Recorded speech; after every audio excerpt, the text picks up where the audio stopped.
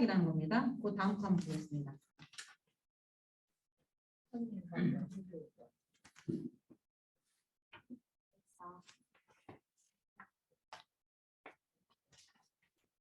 첫인상과 초도효과 있죠. 그러니까 처음에 대한 정보가 나중에 접하는 정보에 처음 지침이. 그래서 아까 말했지만은 이렇게 선보 고를 때, 미팅하고 그럴 때 첫인상이 굉장히 중요할 것 같아요.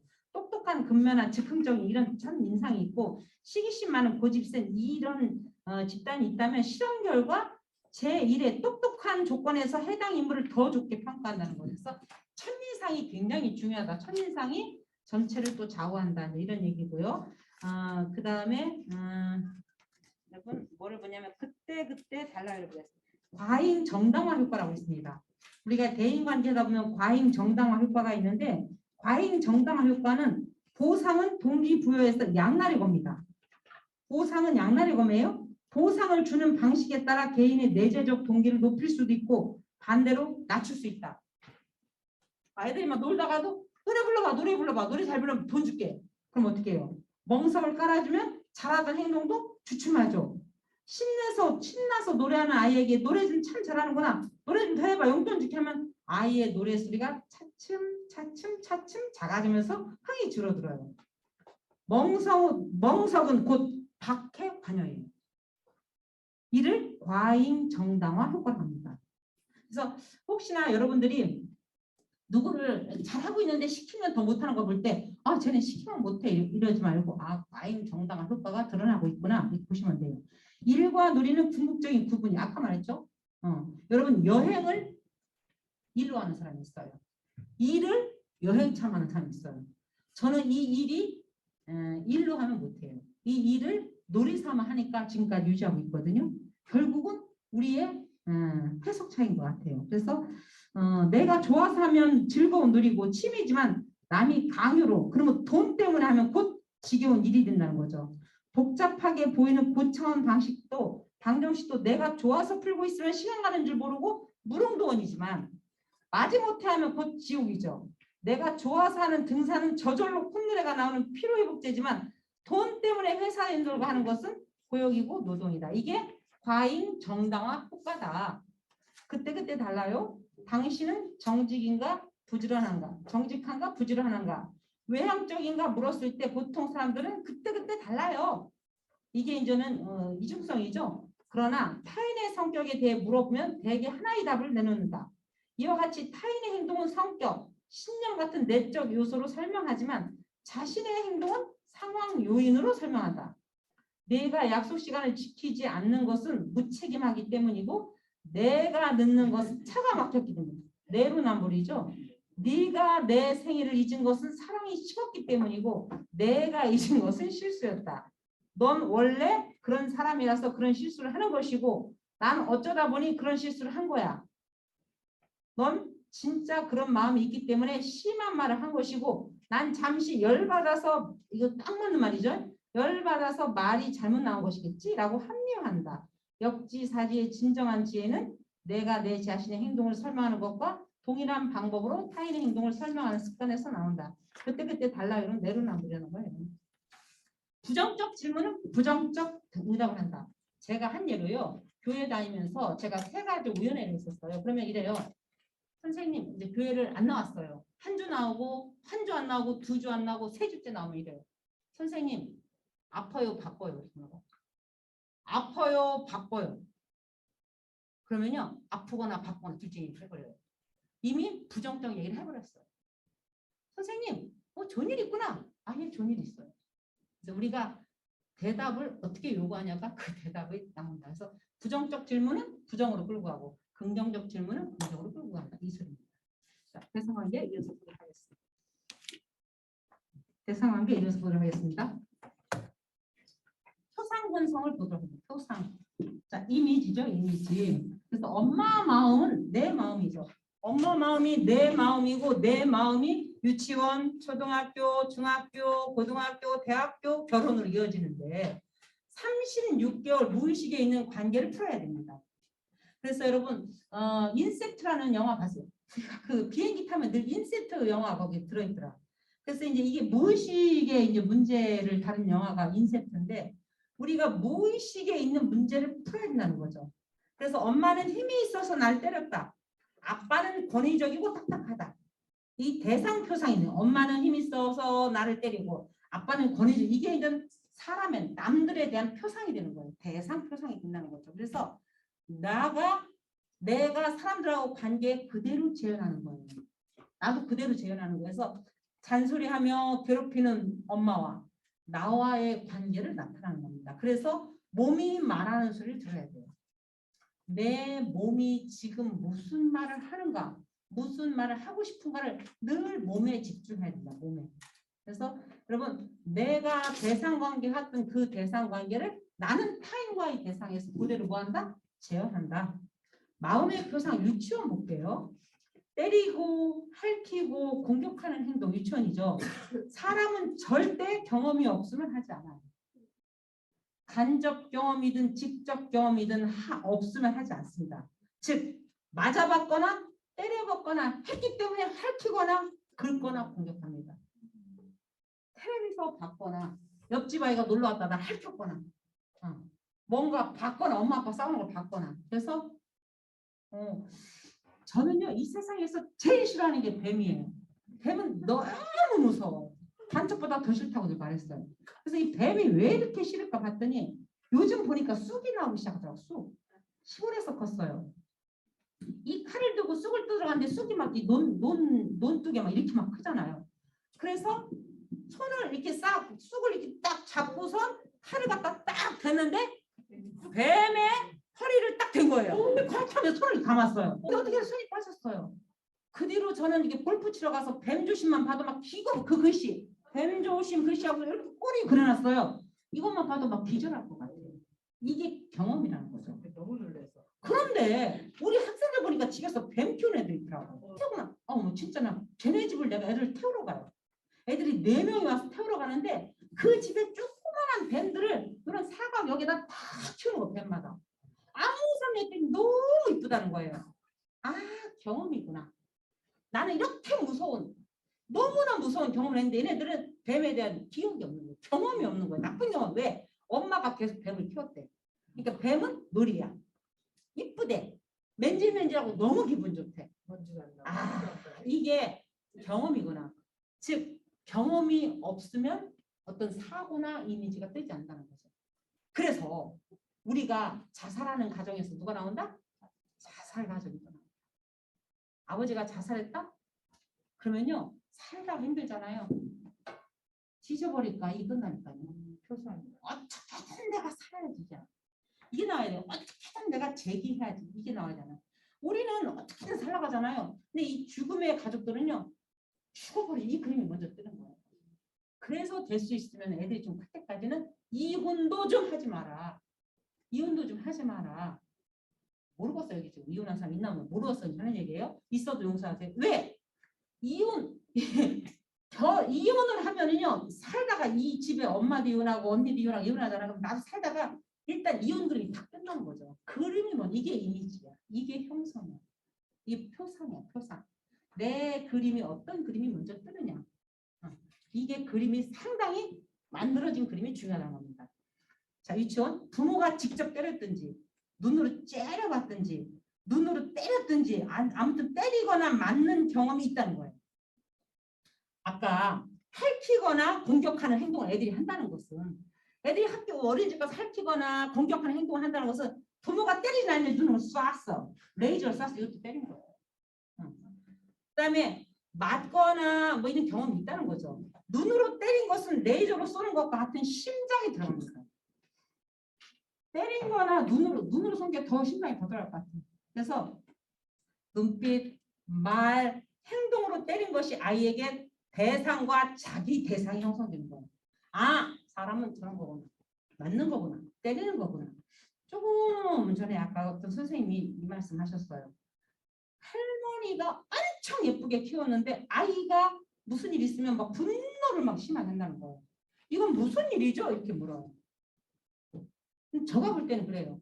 할머니가 엄청 이뻤다는 건 누구 얘기하는 거죠? 할머니 얘기죠. 애한테 물어봤냐고 있습니다. 애한테 물어봤냐. 할머니가 만약에 때리진 않았더라도 할머니가 사는 게 구차했다든가 불행했으면 이거만큼 죄악이 없어요.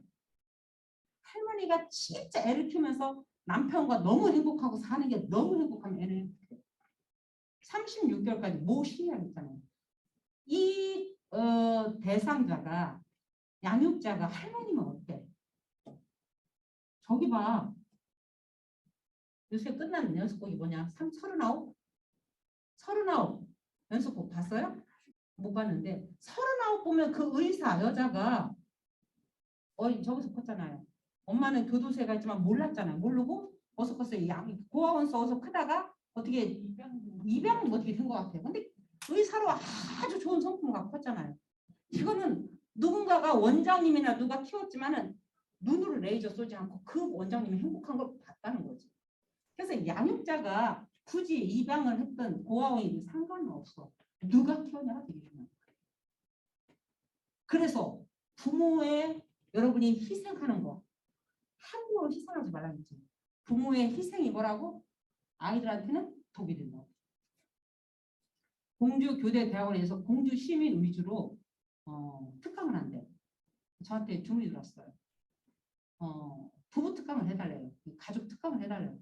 아유, 공주 예수님도 자기 동네에서는 사역을 안 했는데 나도 내 동네에서 뭔 사역을 이 특강을 하는 게 했더니 해달라는 거예요.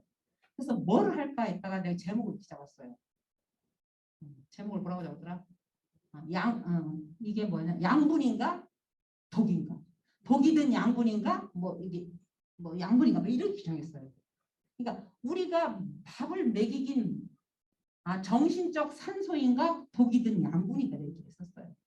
과연 내가 밥을 먹이는데 얘한테 정말 건강한 밥을 먹이는지 독 들어있는 밥을 맨날 먹이는 건 아니지. 내가 행복하지 않은 것 자체가 부모가 희생하잖아요. 엄마가 헌신하고 희생하고 지질이 궁성하고 살아요. 이게 아이한테는 독이 된다는 거죠. 나는 그런 의미에서 만학을 하든 뭐 하든 여러분이 공부하고 있다는 자체가 아이들한테 엄청난 큰 재산을 주고 있다고 봐요. 우리 엄마 참 건강해. 밥도 안 주고 가서 자기 공부하고 있어. 비난한 듯 하지만 그 속에는 이중 메시지가 들어있을 것 같아요. 참 멋있게 살아. 당신 발전을 위해서 징징거리지 않고 엄마 인생을 개척한 그 모습이 너무 멋있어. 말은 그럴지 모르지만 그 속에는 이중 메시지가 다 깔려있는 것 같아요. 그래서 독이 된 양보를 주잖아요. 내가 불행하게 살면서 새끼 자라면요 그 불행을 새끼가 다 봅니다. 특히 우리 엄마도 아닌 할머니가 행복하지 않아. 한숨을 쉬어. 나는 세상에 우리 집 강아지가 요새 내가 집에만 가면 한숨을 쉬어. 얘 때문에 내가 학교를 그만둬야 되나 이런 생각 들어. 애가 오죽하면 저렇게 한숨을 쉬고 얼마나 외로우면은 세상에 그 개새끼가 한숨을 쉬더라니까. 이제 왔네. 기가 막히게 그 소리 같아. 이제 왔네. 근데 또 지도 잘 나가네. 나 듣고 놀지도 않고 오자마자 그 소리 같아. 그래서 여러분 이게 비언어가 더 무섭다는 거예요. 비언어가 레이저로 쏘는 거. 그리고 불쌍한 눈으로 본다든가 안쓰럽게 본다든가 굉장히 중요합니다. 그래서 폭력한 아이에게 걔가 너한테 맞았구나. 넌 누구한테 맞았니? 너 왜 맞았니? 엄마는 왜 널 그렇게 때렸니? 이렇게 따지고 묻지 말라는 거죠. 감정을 좀 알아주라는 거죠. 왕따 당하는 아이 있죠. 애들이 초등학교 가서 왕따 당해요. 반드시 왕따를 당하거나 시킨 경험이 있었다는 거죠. 누가? 가족 중에 누가? 아빠가? 엄마가? 딸하고? 편먹고? 아빠 왕따 시키는 집 많아요? 안 많아요? 엄청 많아요. 딸하고 편먹고. 아빠 진짜 이렇게 편먹고 아빠 하지 마. 아빠가 안 줬다 그래. 편먹습니다. 아이들과 짜고 남편을 왕따 시키거나 아이들끼리 서로 편먹고 뒷담을 하거든요. 아니면 고부간의 갈등 이거 다 편먹은 겁니다. 고부간의 갈등 없을 수 있죠. 고부간의 갈등을 있다. 그러면 이것도요 왕따의 경험입니다. 은따의 경험이고 이런 집안에서 큰 아이가 왕따 경험을 하거나 은따 경험을 당하거나 왕따를 시키거나 여러분 집에서 왕따 시키지 않는 아이는 절대 밖에서 왕따 당하지 않는다. 집에서 엄마 아빠가 얘 따시키고 자기들끼리 재밌게 한다든가 아빠가 얘를 그냥 본체만 잔다든가 이런 아이들이 밖에 나가서 왕따를 당하겠나. 왕따가 뭔지 모르는데 풍선이 떠서 나도 같이 놀어 막 그런다니까요. 애들은 얘 왕따 시키는데 얘는 왕따가 뭔지 몰라서 야 뭐해 그게 뭔데 막 이러고 있다고. 그걸 느꼈어요. 오늘 아침에도 제가 그 학교 가가 중학교 가가지고 집단 상담을 하는데 애가 내가 볼 때 좀 약간 어눌해요. 말도 선생님 사탕 오늘 안 줘요? 뭐 이래 중학생이. 근데 애들이 얘가 귀찮아요. 귀찮아. 귀찮고 얘 말 받아주고 싶지도 않던데요. 뭘 하잖아요. 내가 할게요. 막 그러고요. 얘는요 다 물어요. 자 누구 친한 사람 친구가 없는 사람인데 얘는 나는 친구가 무지 많대. 누구 얘들 다 친하대요. 저만 친한 거. 얘가 내가 볼 때 그림이 좋구나. 왕따가 뭔지도 모르고 은따가 뭔지도 모르고 그냥 집에서 그래도 이쁨 받고 있구나. 애들은 얘가 귀찮고 얘를 계속 이렇게 하는 거 보여요. 근데 지는 다 친하대요. 그림이 참 중요하구나. 그래서 이거 습기 속으로 들어가지 않아도 습기가 내 속으로 들어오고 한 번 들어오면 안 나가고 계속해. 그래서 우리가 오죽하면 장롱 속에다 뭐 넣냐? 물멍을 담아놓잖아요. 한번 들어가면 안 나오나. 특히 화장실 줄눈 왜 이렇게 새카매? 밑에서 물이 있는데 타고 올라가대 이렇게 물이 안 마르니까. 그래서 어떤 집 갔더니 화장실 좀 깨끗하다. 너무 깨끗하다. 지난주에 방문했는데 어떻게 깨끗했더니 자기는 세수를 하고 이 머리 감고 물 있잖아. 여기를 그 세수 수건을 다 닦는데 발로 없어. 그러면 그 수건이었더니 또 빨아서 자기는 세수한대. 그래서 더러워 했더니 아니 깨끗하대요. 여기가 깨끗하기 때문에 그거를 갖다 세수하고 물기 다 닦고 다시 빨아서 또 쓰고 있단데. 화장실 너무 깨끗한 거야. 우리 집 주방보다 훨씬 깨끗해. 습기가 올라갈 수가 없구나. 습기가 한 번 들어가면 나오지도 않습니다. 그래서 계속 타고 올라갑니다.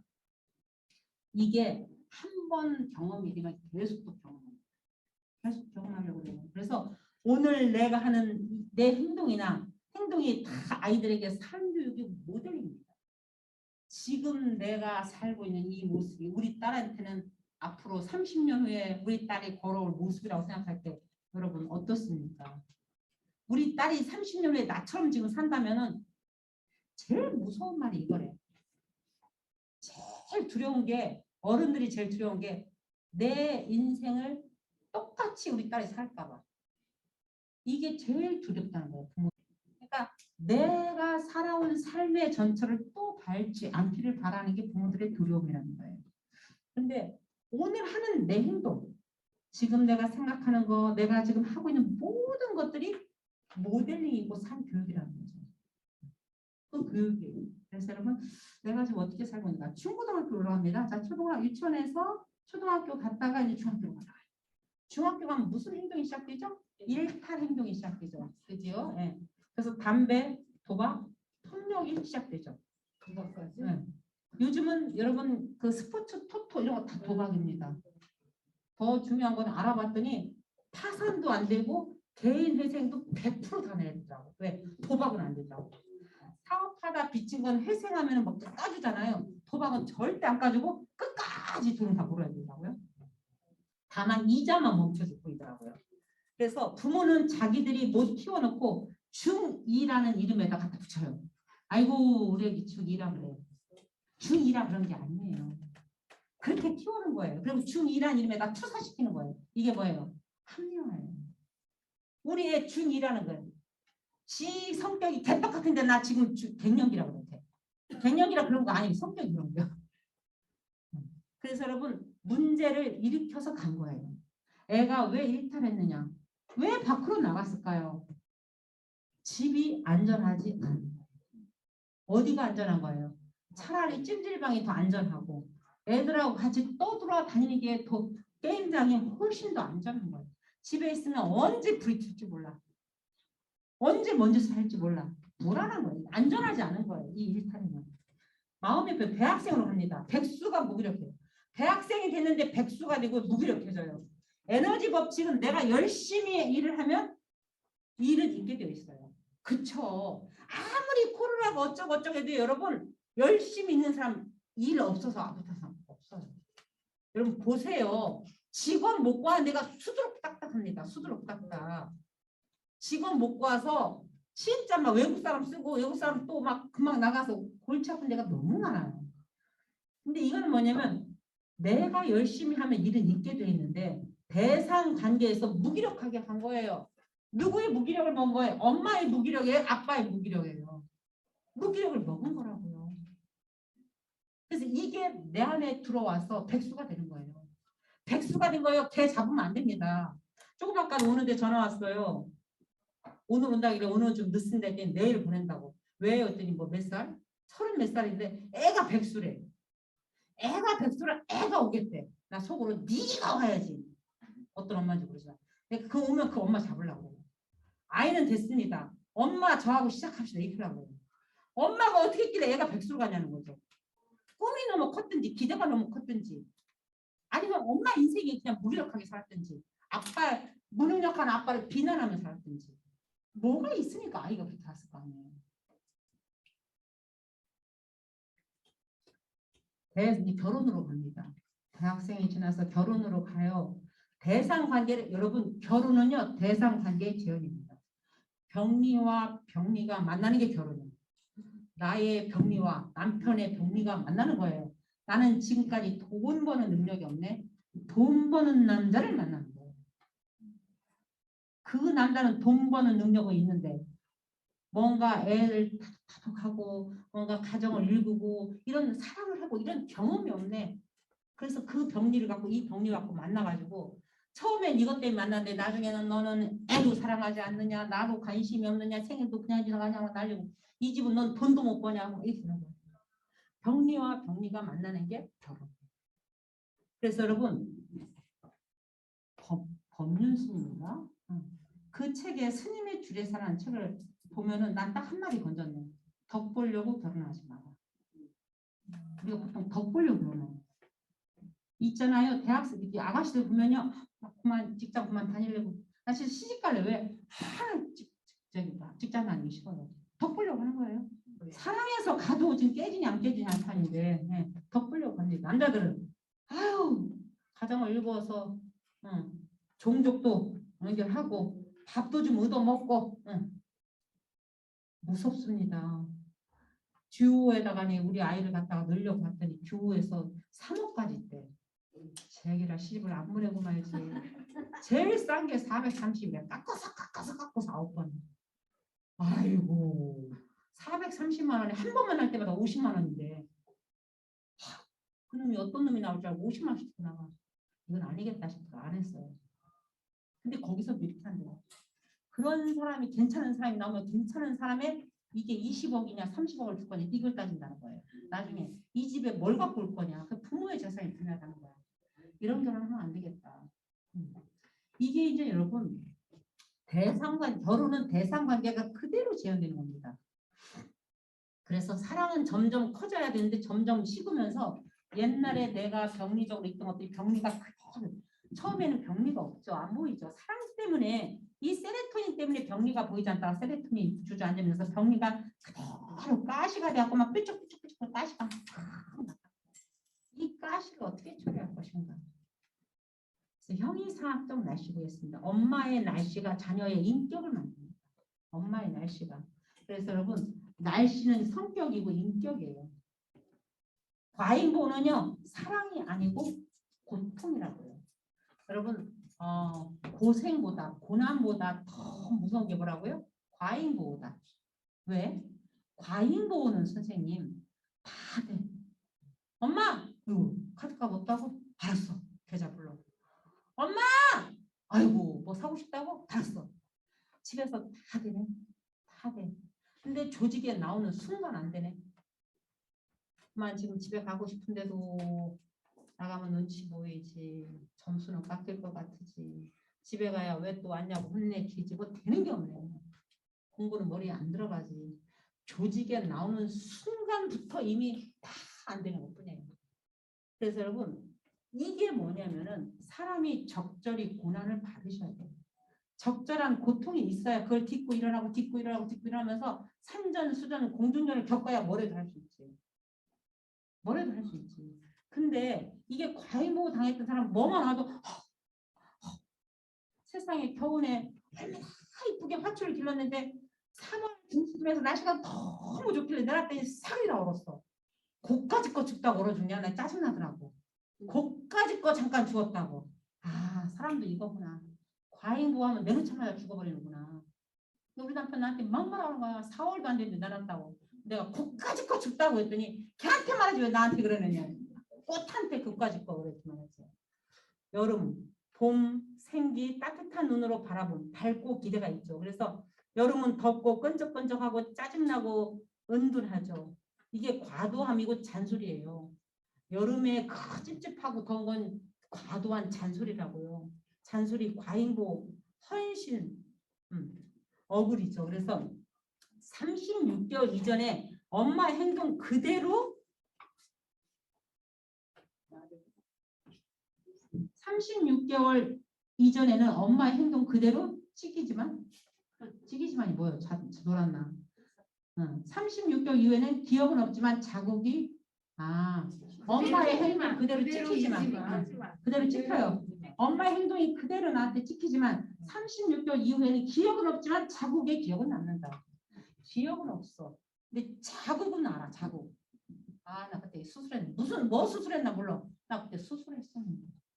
근데 이게 이제 감정으로 또 남겠죠. 그래서 여러분 가을은 쿨하고 하늘이 높죠. 겨울은 춥고 따뜻한 정서가 없고 차갑죠. 그래서 나는 내 자녀에게 어느 계절의 모습으로 남아있을까? 봄은 뭐라고요? 생기 있고 따뜻한 눈으로 바라보고 밝고 기대하는 눈으로 보고 이게 봄이에요. 엄마의 봄. 여름은 뭐예요? 덥고 끈적끈적하고 짜증하고 운동 이거 과도하게 침범하는 거예요. 여러분 2번 들으면 잔소리예요. 애들이 싫다면 잔소리예요. 그 다음에 과잉보, 열정, 헌신, 억울, 부모의 헌신 이거 다 뭐라고요? 여름이라고. 가을은 높고 하늘이 높고 시원하죠. 겨울은 춥죠. 정서가 없고 차갑죠. 나는 과연 내 자식에게 어떤 계절일까? 가을이었으면 좋겠지? 택도 없는 소리 하지 마. 물어봐야 돼. 나는 가을이라고 말하지만 걔한테 물어봐야 돼. 결국 36개월 이전에 나를 회복하는 것이 중요하다. 그래서 상담을 하면 여러분 대상관계든 정신분석 상담이든 어린 시절로 돌아가는 거예요. 어린 시절로 돌아가서 다시 재회복을 하는 겁니다. 누구를 만나서? 좋은 대상을 만나서. 좋은 대상을 만나서 반복적으로 재활성화시키는 작업을 하는 거예요. 언제 건? 그때 건. 그때 건. 아까 초도 효과, 편향 효과 했잖아요. 봐요. 사거리에서 밤에 차 사고가 났어요. 근데 아무도 못 봤어요. 뺑소니를 했어요. 뺑소니 하고 프랭카드 써붙였어요. 파란색 스타렉스가 누구 친구 봤냐고 이렇게 막 써붙였어요. 파란색 차가 누군가 분홍 장갑을 낀 사람이 잠깐 나와서 애를 건드리고 갔는데 봤냐고. 그러면요 한 이게 3일 정도 지나잖아요. 분홍색 장갑 맞아. 그 사람이 분홍색 장갑을 꼈었지. 이렇게 편향된다는 거야. 사실은 그 사람 장갑을 안 꼈어. 근데 누군가가 장갑을 꼈다 하는 순간 그치 장갑 꼈어. 이렇게 된다는 거예요. 그래서 이렇게 이 범인을 잡을 때도 사실은 오래된 거는 이게 안 맞다는 거야. 봐요. 한 예로 우리 딸은 그렇게 안 키웠지만 우리 딸을 만약에 못 키웠어. 지질이 공사하고 돈이 없어서 막 옷 주워다 입히고 막 키웠다 합시다. 근데 어쩌다가 앨범 하나 봤는데 예쁜 니트 옷을 아주 고급스러운 걸 입은 걸 보는 거야. 얘를 맨날 상담자가 보여주는 거야. 이봐. 너는 진짜 부르주아로 컸다. 이렇게 남들은 고무신 신을 때 넌 구두 신고 이렇게 예쁜 네 엄마가 없는 가운데도 넌 부르주아로 없는 거 시켰다. 계속 입력시키면 이 사람은 난 부자였네. 난 무지 부자였고 잘 살았고 옷도 엄청 고급만 입었고 이렇게 바뀌는 게 편향이에요. 편향. 그래서 36개월의 이전을 나를 어떻게 회복시킬 것이냐. 엄마가 부재했다면 지금 엄마가 되면 되는 누가? 상담자가. 누가 돼서? 대상이 돼서. 다시 그 관계를 회복시키면 된다는 거예요. 행복은 행복하게 살려던 느낌을 재창조해야 된다. 그래서 본인이 행복해야 아이들을 행복하게 해줍니다. 맞죠? 내가 행복하지 않은데 어떻게 행복하게 해주냐. 근데 굳이 행복하게 해줄 필요가 없어요. 내가 행복하면 행복은 그냥 시스템이 돌아가는 거지 해주려고 해서 되는 게 아니다. 여러분은 지금 자신에게 어떻게 행복하게 하는가? 나는 지금 이 강의 듣는 여러분들은 어떻게 자신에게 행복하게 해주는가? 한번 가슴에 손을 얹고 생각해 봐야 돼. 나는 오늘도, 나는 요즘 일주일도 어떻게 나 자신한테 행복하게 해주는가? 그래서 내가 향유 증진법도 한번 쓰라고 말해요. 향유 증진법. 하루에 20분만 휴가, 미니 휴가를 맡아봐라. 이게 아까 말한 긍정심리학의 셀리그만 학자가 말하는 거예요. 하루에 24시간 중에서 20분만 미니 휴가를 해보라는 거죠. 이 휴가에는 일하면 안 돼. 일하면 이게 일이라고 생각하면 안 돼. 공부도 일이라고 생각하면 안 돼. 이 20분의 휴가를 뭐 할 거냐? 진짜 내가 하고 싶은 거 하는 거예요. 저도 이렇게 못했어요. 근데 지난주부터 처음으로 20분이 아니고 2시간 휴가를 맡아봤어요. 일주일에 한 번 수채화 그리기.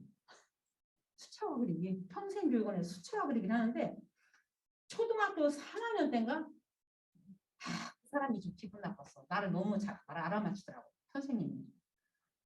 내가 갔는데 한이 됐죠? 이러는 거야. 아, 이 사람이 나를 알아봤네. 한이 됐죠? 그렇죠.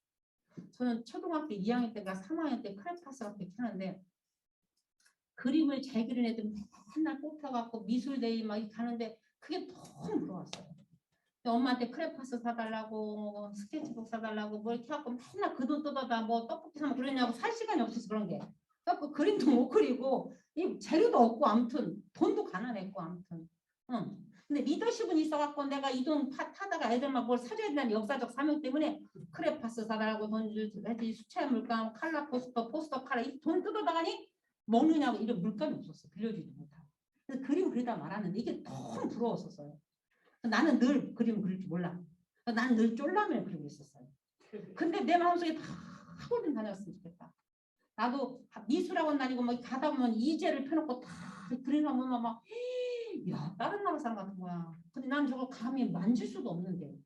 우리 상담하는데 어떤 우울증 환자가 연필인가? 40대 연필을 쫙 칼라 연필을 쫙 팔더라고. 바꿔서 색칠하는 그 책이 또만 색칠하는 거 뭐라고 해야 돼? 12,000짜리 이쁘다. 옷을 막 했는데 막 아우 막 그 사람이 왜 그렇게 부러워? 그거 다 해봐야 2만 원 나는데 나는 저거 감히 할 수 없는데 내가 왜 못하냐? 근데 나는 감히 저걸 할 수가 없는 사람이라는 이게 되는 거야. 그걸 보는 순간 야, 이 사람 부러워한 거 어떻게 이렇게 살지? 이게 불과 얼마 전 일인데도. 그래서 어느 날 수채화 뭐 이걸 그린대. 갔잖아. 가서 물감을 갖고 세상에 있는 물감을 갖고 갔는데 상담센터에 있는 물감을 갖고 개망신을 당했잖아요. 그 강사님이 보더니 이건 초등학교 1학년도 안 쓰는 물감을 갖고 갔대. 그냥 빈손으로 갈 걸 또. 상담실에 있길래 갖고 갔대. 나는 딴에는 또 준비를 잘한다고 갖고 가고 또 그냥 붓을 갖고 가냐 말 건지. 붓고시 쓰는 붓을 또 갖고 가냐. 이분이 교수님이래 막 이러면서 하는데 막 창피하기도 하고. 근데 그거를 갖고 막 그리는데 2시간 동안 그리는데 너무 행복한 거예요. 난 대충 빨리 했으면 좋겠는데 남들은 2시간 동안 하나 뭘 그리고 있대. 난 세 작품인가 그렸는데. 아, 승질 죽이는 방법 여기서 배워야 되겠구나. 시간 죽이는 걸 여기서 배워야 되겠구나. 이게 큰 건데 되게 좋다. 이게 나한테는 힐링이었어요. 그래서 여러분 20분 만에 휴가를 매일 한번 해보세요. 매일 20분은 나를 위해 써야 돼. 운전이. 뭐 하면 쓸 수 있을까? 20분을 뭐 하면 가장 행복할까? 그래서 이렇게 해서 행복은 내가 만들어가는 거예요. 인간 심리 구조, 의식과 무의식. 여기까지만 하겠습니다.